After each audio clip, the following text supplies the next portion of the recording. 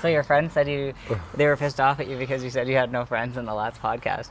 Oh, just veteran. He's like, I want a divorce. I'm like, dude, no one gets a hold of me, which is true. And then my aunt made a good point. She made a comment. She's like, well, I get a hold of you, but it has been a while. Maybe I should start reaching out a little bit more often. I'm like, no, like the one person that has been good has been my aunt. Right. Like okay, that's the good background. We'll let this play. Let's play till he rolls out of here. Yeah. Because that's going to take up a lot of sound. Oh yeah, maybe. Come here, Peanut. Or no, sorry, China. Yeah, prospects. Oh, little China. Yeah, that's how we ride. 10 minutes later. Oh, you'll still hear him on the highway. So I like how we have the net because we're going to play hockey. In a little bit, yeah. This is my pregame.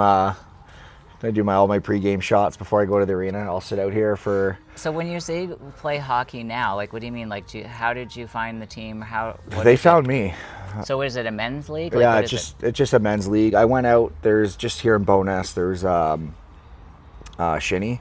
It's all ages. Like there's guys that are like 70 out on the ice, and then there's kids that are 15. You know what I mean? Like it's all ages. Yeah, yeah. It's a good mix. It's not too fast. Like the old guys get to get the puck, and normally when we'll pass to them or they'll get a pass, everyone else will kind of just back off and let the old guys skate for a minute and get a shot or whatever. Mm-hmm. So yeah, like it's a really, really just good kind of atmosphere. And then the one game was a little quicker. It was a lot more younger people, and a doctor showed up, Adam, and he had a cool jersey, and I was like, man, that's a sweet jersey, man. That's kind of cool. And he's like, oh yeah, it's the team that I play on. I'm like, oh, like play on now? He's like, yeah. I was like, you need any extra players? He's like, actually, yeah, we're looking for a full-time guy. I'm like, I'm looking for a team. And then, so yeah, it kind of worked out. He saw my skill and how I kind of played. I mean, it was just shinny. It's pickup, right? It meant nothing. What does shinny mean? No refs, no rules, you just go out and play. Yeah, there's no whistles, nothing like that. No, okay. Yeah. Yeah, so we kind of ref our own game. Right, that's cool. Yeah, so it's not a league game or anything. And then I showed up at the first game when the team brought me on and went into the dressing room, like, what's going on, boys, whatever. And didn't say nothing about where I played or what I did or not. I just went out, scored 4 goals, 3 assists. My first game with the team, they're like, yeah, you're coming back, right? I'm like, yeah, I'm here. I'm full-time. I'll play. And now I'm... what is your position? Center. Okay. I play center, yeah. Right. In the O, back when I played, the pro years. I was in the NHL? Well, OHL. Okay. OHL, I was just a tough defenseman. Okay. And then my coach was like, you know what? You got way too much speed. Your hands are way too good to be a defenseman. We want to put you on forward. I'm like, I don't know. He's like, we're going to put you on forward. So I played forward with the Spitfires, and I was actually on the ice like Taylor Hall. He was on my line for a little while. And I got moved down to second line, but that's okay. But yeah, so I ended up playing forward, and we won the Memorial Cup that year in 08, and then in 09, back-to-back ships. We won the cup again in 09. Wow. And then, yeah, got drafted, did go to the show, spent most of my career down in the minors. Like, I didn't get called up to the NHL that often. But I did play quite a few games and ended up playing with St. Louis. Got my ring with St. Louis in 2019. COVID hit. And, but before that, like 2014, I was part of the big arrest, right, with the club. Yeah.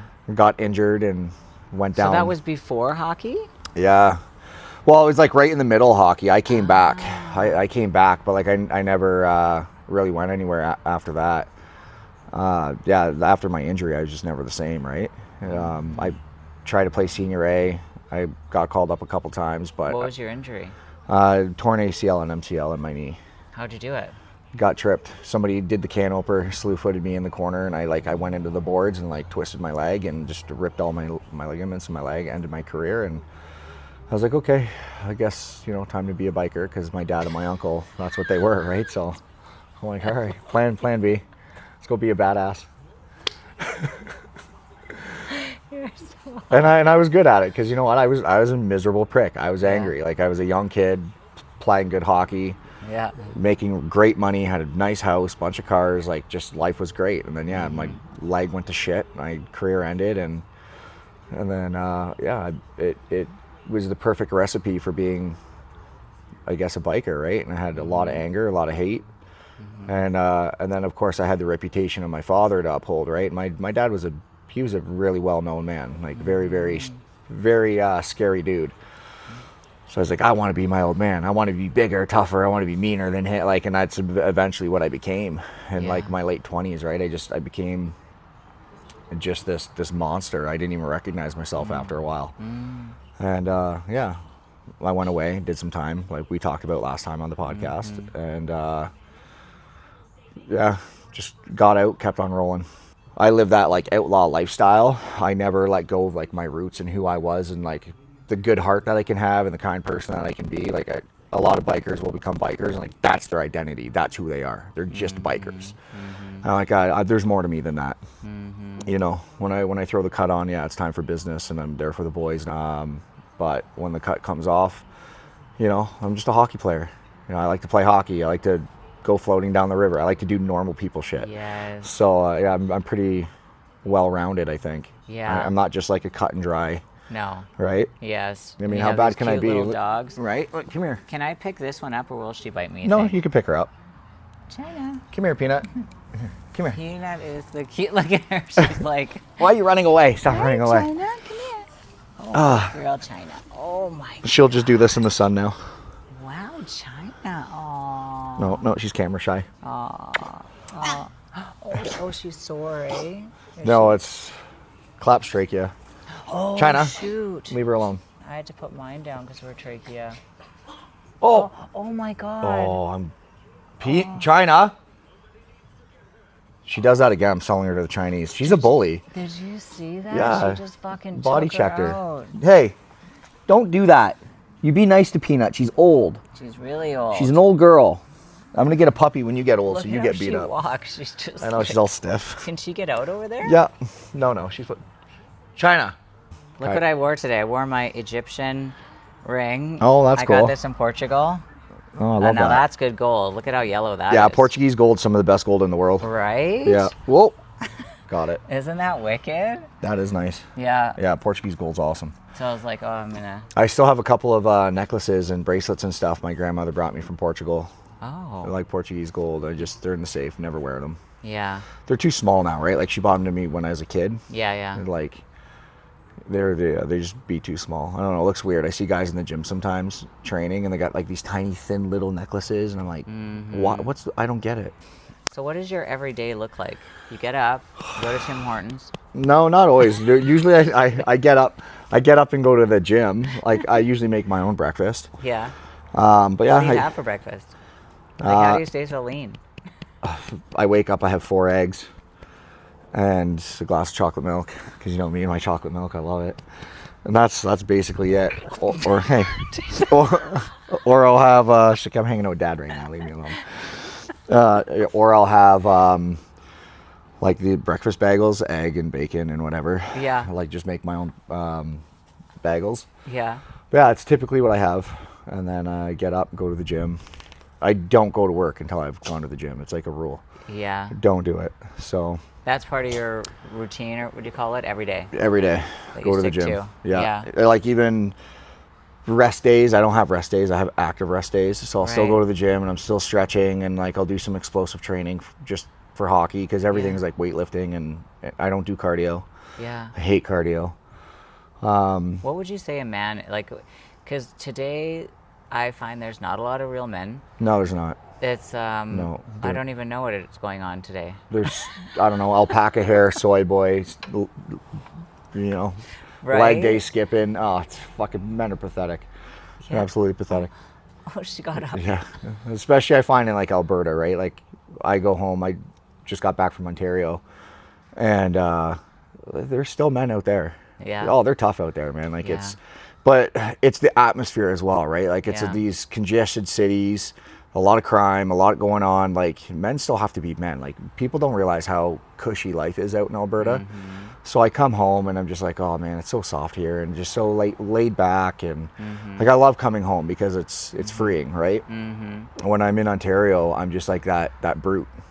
I go right back into who I used to be 10 years ago. Like the second I get off the plane, I'm like, I mean business. I'm there for business. Yes. And I hate it, but you know, unfortunately, that's kind of part of the job with, you know, being a club, well, the Canadian president, right, with the club is I got to travel, I got to be there. But for the most part, remember how last time on the last podcast I was talking about like how I don't really have friends. I was always picked last. Yes. Like I never felt like I belonged anywhere. Yeah. Guys that join motorcycle clubs are outcasts like me. They're guys that just never belonged anywhere. So like even in the dressing room, like I played hockey and I had friends. I had an amazing childhood. I had such a good childhood, right? But that's all thanks to my dad. Like my dad did so much with me, a lot of traditions with him. He always threw me into hockey. I did have friends at the arena or in the dressing room, but like for every, you know, one guy that liked me in the dressing room, there's 3 that hated me. So like I had maybe 2 or 3 friends on the team, and they were like the cooler kids on the team, and then I was the one that like tagged along, and they liked me, but the rest of the team didn't.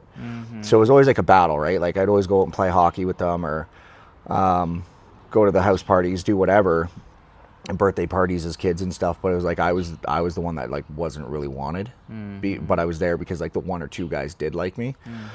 Yeah, so growing up like that as an outcast my whole life, and then just having my own views, like I think the biggest thing was since a kid, and a lot of this again is my dad, right? Is I never followed the social norms. I was never a sheep. I didn't just do shit because I was told to do it. I did what I wanted to do, and I always had that like fit in or fuck off mentality. Yeah. Like I'm gonna go do this. You can join me, and if you don't, I don't care. I'll go do it by myself. Right. I don't need people there.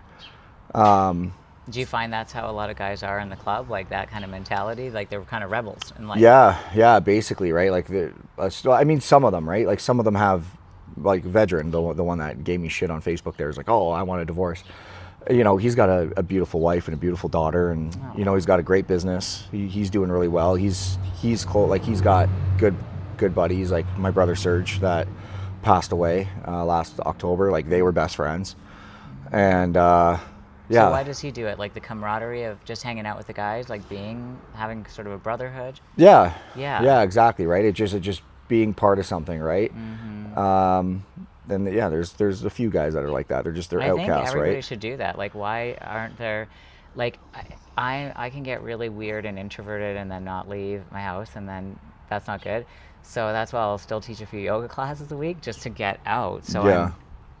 I'm in touch with people. Yeah. And I find it so important for me to like sit with people like this, because there's actually an oxytocin bonding hormone that happens when you're with people that you don't get on the phone. Exactly. And you don't get, you know, even on FaceTime, seeing somebody, you have to be physically in front of people to have that heart-opening connection. I think that's so good for your hormones, your endocrine system. Yeah. Like your overall well-being. Yeah. Right? Yeah, absolutely.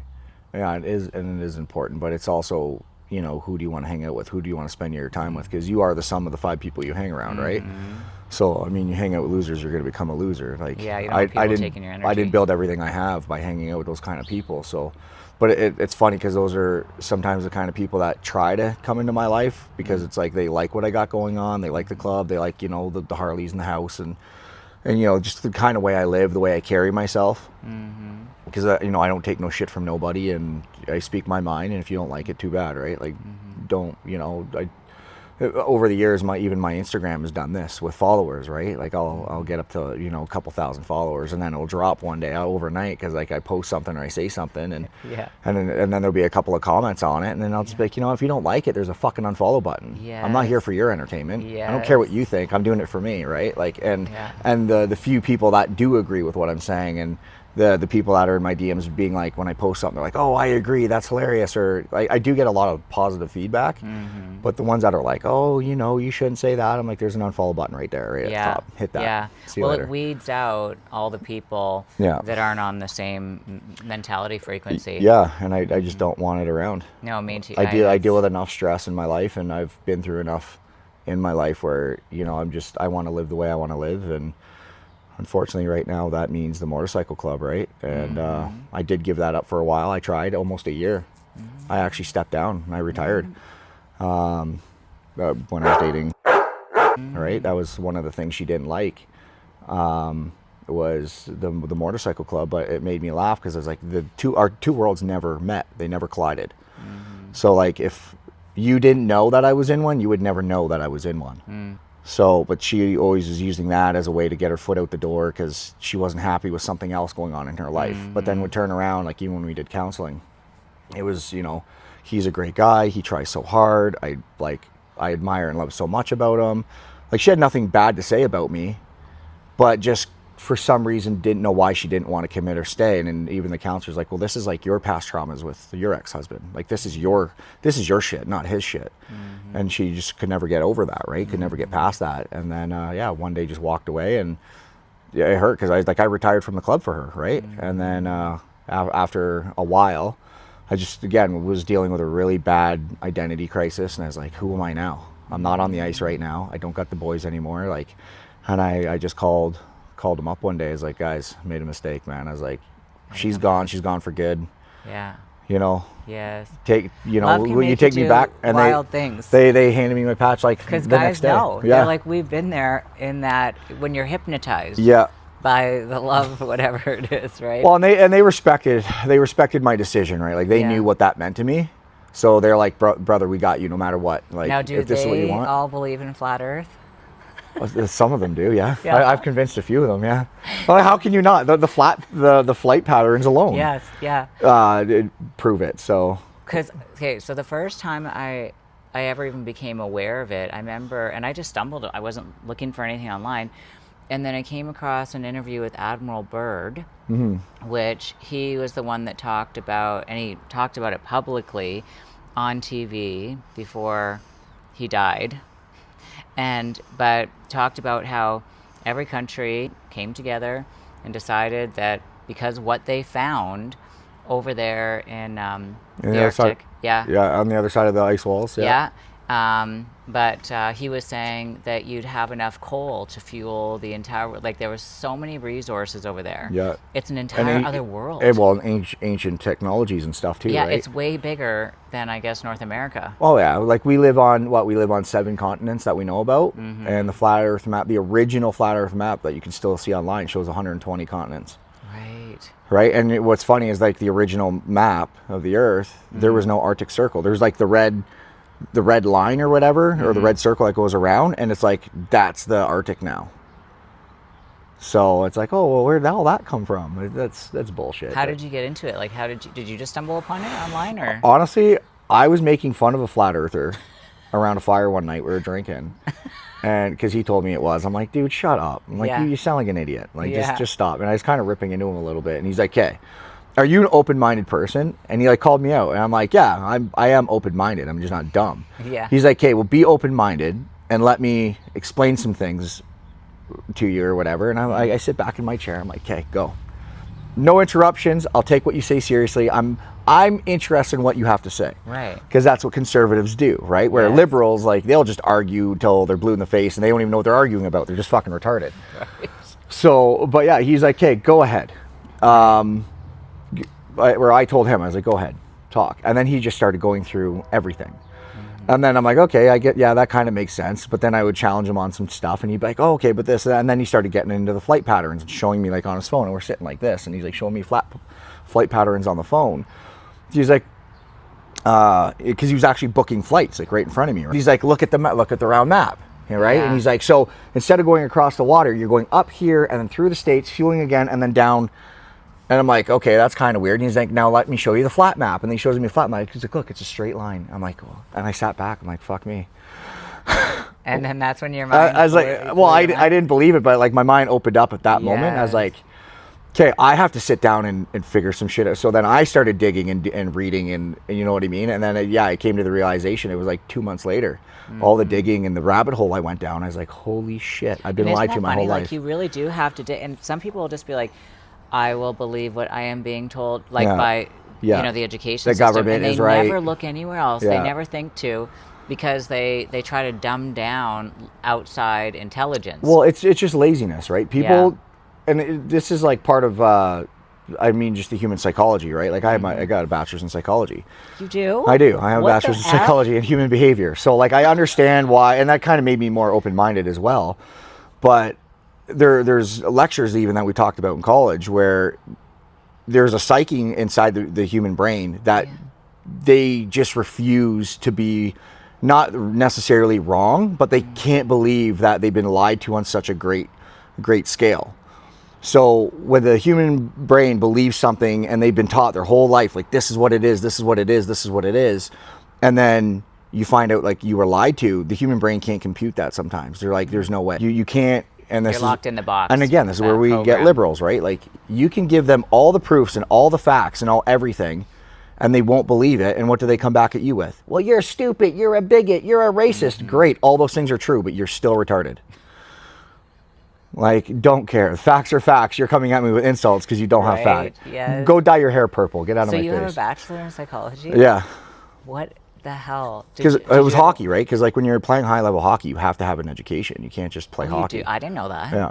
Yeah, you have to get a certain, like you have to have certain grades and a certain education. You can't just jump into the league and play hockey. I had no idea. Yeah, all hockey players. It's like the backup plan, right? If hockey doesn't work out, or guys like me you get injured, and it's like, well, what do you do after hockey now? Well, but it's and not everybody that can they become a get you gangster to do like that. me. Yeah.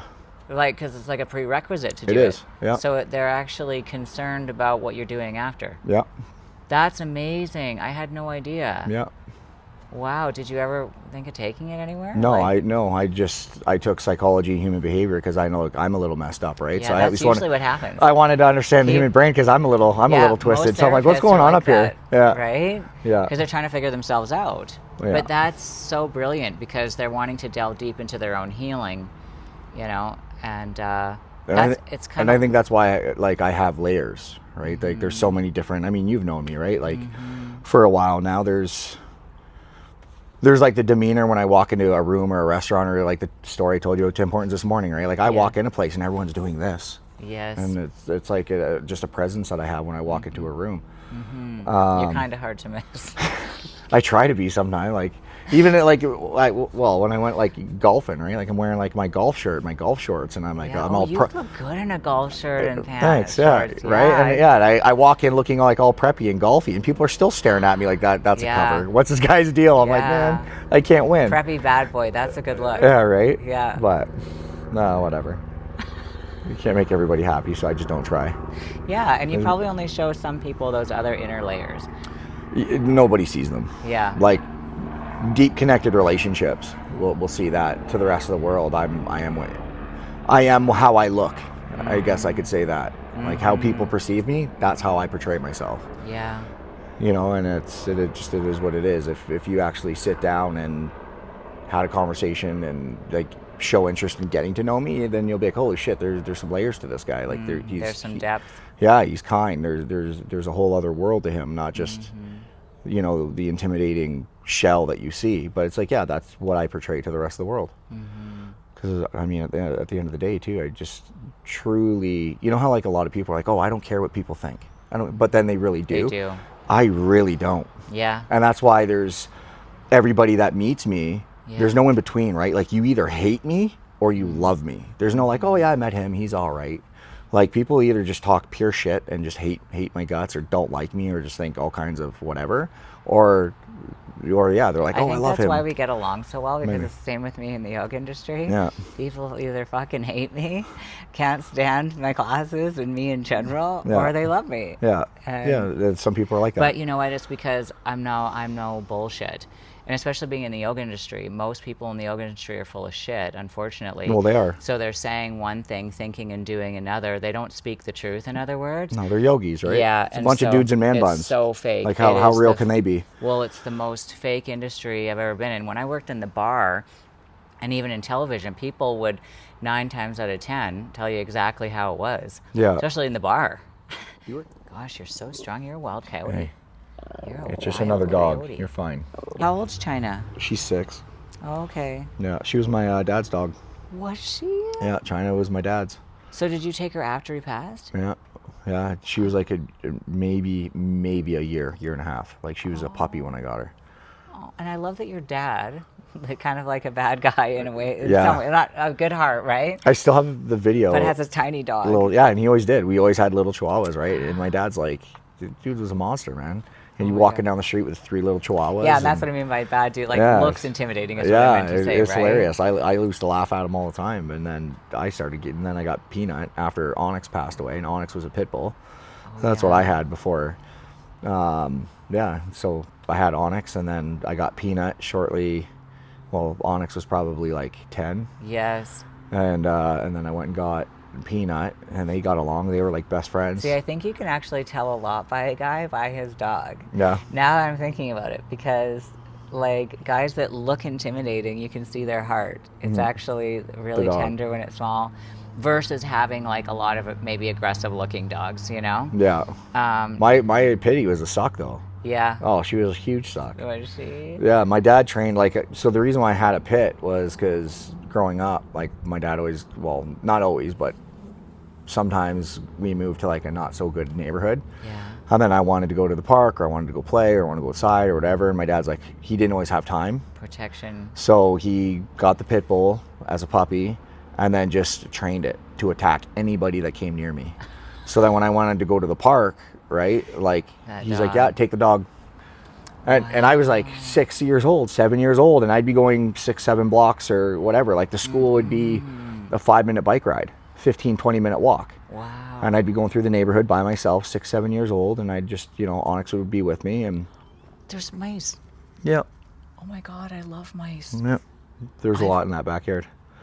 There was just 2 of them that came through. I love mice. I used to catch them all the time when I was a kid. Yeah. And salamanders. Yeah. And I caught a mouse once that was pregnant, and like I put him in my hamster cage, and then a week later it was like 20 babies everywhere, so we had to transport it into a big hamster cage. Yeah. And I waited till they got big enough that they would be okay, and then we released them into the field. Oh, nice. In Lethbridge. But if I catch a mouse, I was like, oh, I just want to play with it. I'm like, hey, little guy, and I put it away, right? But like people, I'm like, oh, I'll break your jaw. I hate people. Like, yes, that hurt. I don't like people very much, but animals, I just, that's the soft spot, right? Because they're so innocent. Yeah, I'm like, why? Who cares? There's mice in my backyard. Leave them alone. And they're here before us. Yeah, leave them alone. Yeah. They're fine. They're not hurting me. They're not hurting anybody. Nice little anchor you are. Thanks for sitting with me.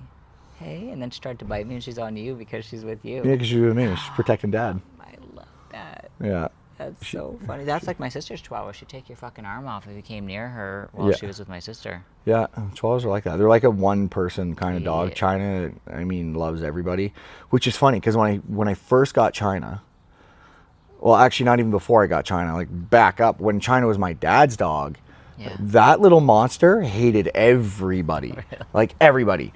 I was at my dad's all the time, almost every day, because I was like, hey, like let's go to the gym. Like I trained with my dad every day, right? Yeah. I would go to the house and I tried to make friends with her. Yeah. Every day. And I would try to pet her and she'd run from me and I'd be like, come here, like come be my friend. And then she would run and bark and like get all aggressive, and my dad would laugh. I'm like, why are you doing that, man? Like, why are you doing that to her? Why are you getting her to hate people? And then he'd like, oh, come here, China. And he'd pay like big, massive guy. Come here. Oh, that's a good girl, baby. Good girl. Your dad. I'm like, you're a dick, man. Like she hates everybody. And then after maybe a few weeks, I would sit on the couch. She would jump up beside me and like lean up against me and be like, oh, can we be friends now? And then I'd go to pet her and she'd be like, ah, and like rip my fingers off. I'd be like, what the fuck?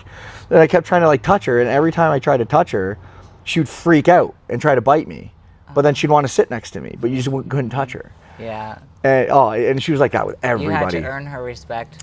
You couldn't earn her respect. Oh, yeah? You couldn't. It was like that dog just only loved my dad. Aww. And then after he passed away, they found him in the apartment. China was in the apartment with my dad. And was she alone long? about almost a week. No. Yeah. No. Yeah. Oh my God, China. Yeah, so they she was all like skinny and like mounted, like she was very, very thin.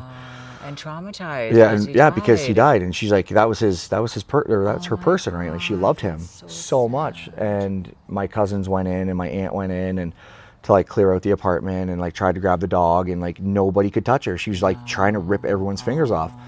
So we're sitting there having a laugh as she's telling me the story. Like we're crying, but then we're laughing. Yeah. Because Riley's like, oh, the little bastard. I had to put the oven mitts on and pick her up the oven mitts, and she's like trying to rip through the oven mitts and like put her in the cage. And then when they got her back to my grandfather's house, let her out of the cage, gave her some food and water, and like they tried and tried and tried for a couple days to pet her, and like she wouldn't go near a soul. Like she hated everybody. And then I finally flew down to Ontario. Like it took me about a week to get down there after I heard about it. And Where's the back of it? I don't know. It's probably in your shirt. Is Because it? it goes underneath. There. Yeah, there it is. So wait, put it up. So Wait. there we go. There. Yeah, so I flew down, and before I went into the house to see China for the first time, Yeah. I went into the garage, and like all my dad's stuff was in my grandfather's garage, right? Very emotional. And I ended up grabbing one of his sweaters, and I threw one of his sweaters on, and like it smelled like him. It was like the best thing. And I walked in the house, and this little bastard just ran to me, and I picked her up, and she's like started sniffing the sweater, and like just curled right into my arms. And then after that, she ripped everyone else apart but me. Oh. Like, and then she just hated everybody for the longest time. But I was with Jenna, right? We were living together.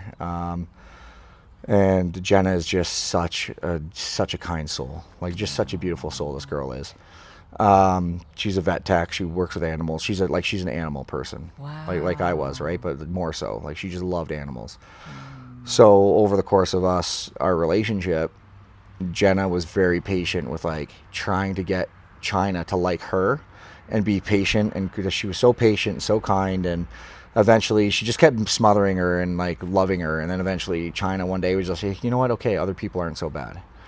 And then now China likes females, like she likes girls, because like Jenna kind of brought that softness that women have.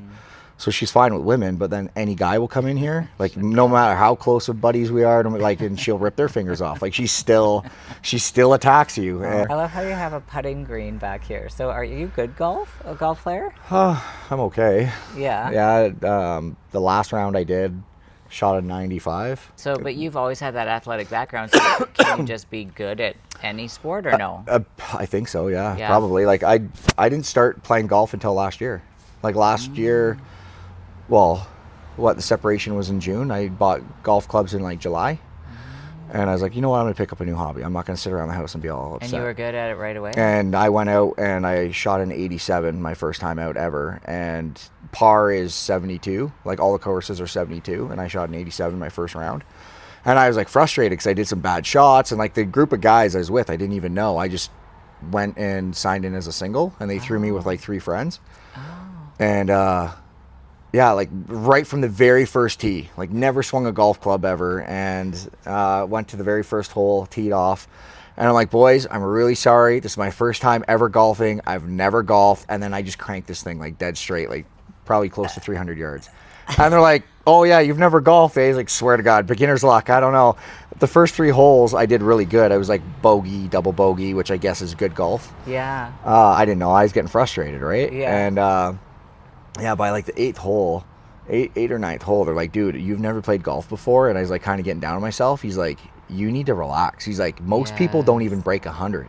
Right. Like a lot of golfers can't even break 100. Like you're out here shooting an 87 your first time round. He's like, that's good golf. Yes. I'm like, okay. So after that, I was like, okay, as long as I'm breaking 100, and all season long, there was I did 9 rounds of golf last year. There was one round where like I shot a 117.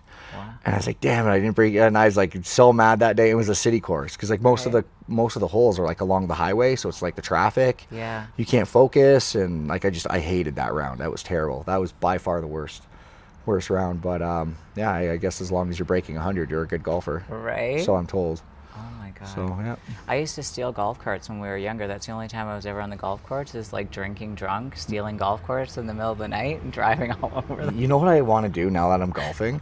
I've been on Marketplace looking at golf carts. Yeah. Now that I sold the Integra and I have some room in the garage, Yeah. I want to buy a golf cart, but I Yeah. want like one with like a Sit lift down. kit, Yeah. with a lift kit and some cool rims and a sweet paint job and some speakers. Because you can take the whatever it's called off of there. Because I remember my The friends- Governor? Yeah, and they would go faster. Oh, they'll go way faster. Yeah. So yeah, I want my own golf cart, and I want to buy a lifted one, like just sweet golf cart, and then like get With pink ramps. rims? Yeah, right. I'll get it to match my truck. Yeah, all pink and blue, a black golf cart with pink rims and blue accents, and yeah, that'd be awesome. And then just drive it right into the back of my truck and show up at the golf course. I'm like, who the fuck's this guy? And I slice it into the woods. They're like, oh, never mind, he sucks. So yeah, I'm looking for a golf cart. I want one. Yeah. So if anybody has a golf cart, Yes, I was gonna say. anyone has a golf cart, let me know. I need a golf cart with a lift kit. I could drive it around here. You Can could. you imagine just drive around and then get out and like putt, then drive around again and just putt? Let's go to the gym. I'm going to the gym. You want to go? No. Okay. Well, I'm gonna go. Cause I don't go to work until I go to the No. gym. Okay. I was gonna say you should go golfing with my girlfriend Roberta. She's a really good golfer.